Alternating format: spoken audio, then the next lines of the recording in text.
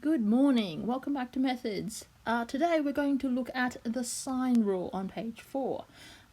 So yesterday's lesson we recapped some of the formulas about right-angled triangles, namely Pythagoras, a squared plus b squared equals c squared, and our trig ratios, SOHCAHTOA. So those formulas worked for right-angled triangles only. Now today the sine rule works for any triangle you like. It doesn't have to be right angle. As long as it's three-sided, then the sine rule applies.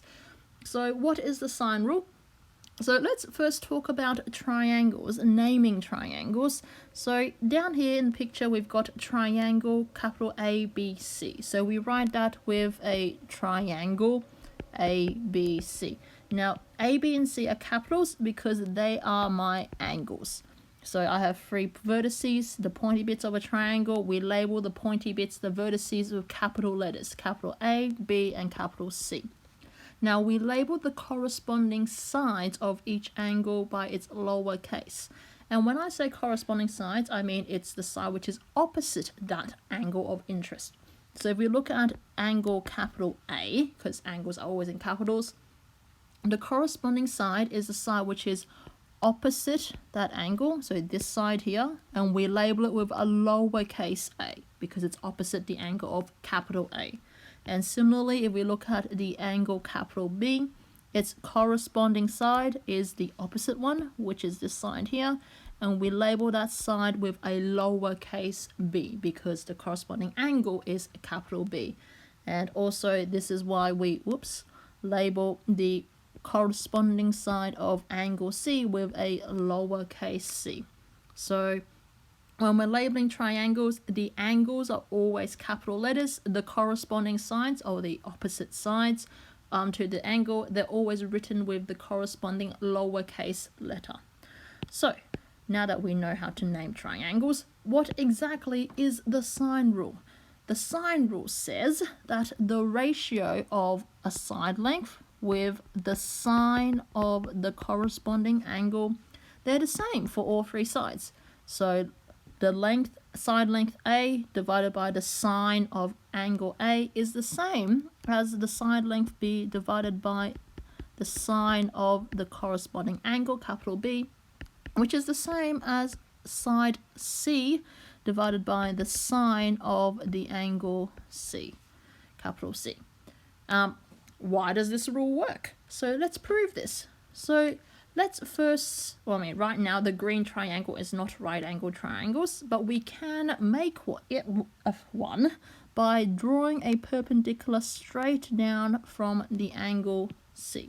Let me do that again, straight line down from the angle C. We're going to draw in a perpendicular line which we call H.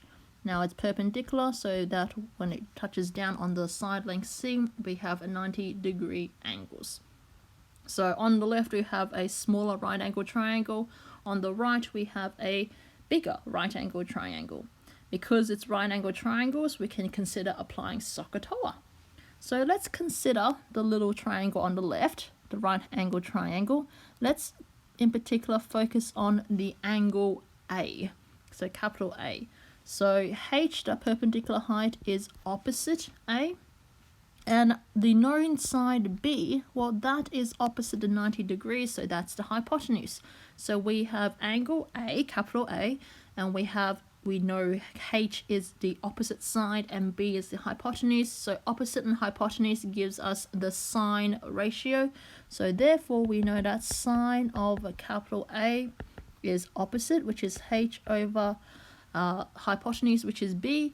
If I rearrange, I can write it as H is B times sine of A. That's all cool. Well, let's look at the bigger triangle, right angle triangle on the right hand side. Well, let's consider the angle capital B.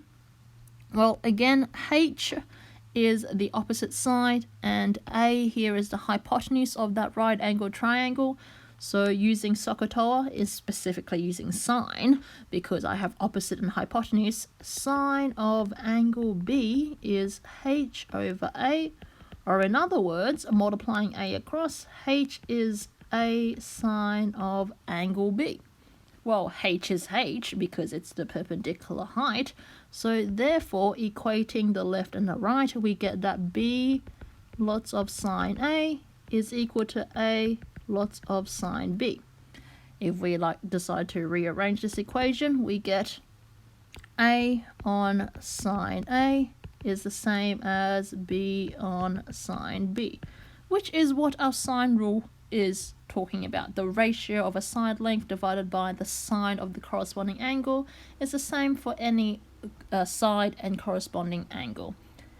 When do we use the sine rule?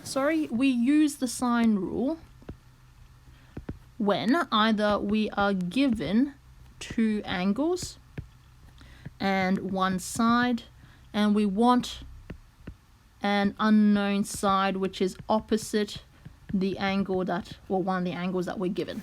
Or you want to use the sine rule when you're given two sides and one angle, and you want to find an angle which is opposite one of the sides. The reason why I'm telling you this is because later on we will look at another rule, the cosine rule, which has different usage depending on what you are given and what you want to find.